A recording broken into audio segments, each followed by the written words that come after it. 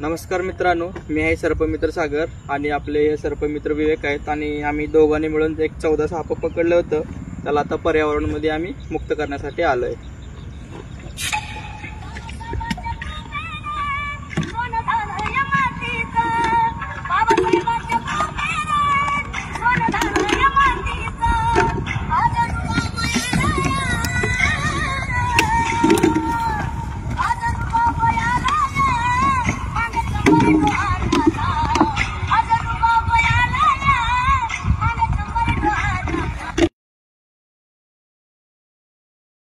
मित्रांनो, पूर्ण बिनविषारी साप आहेत.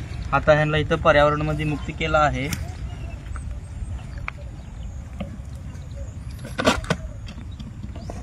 आणि हा नागसाप आहे, विषारी आहे, बघू शकता.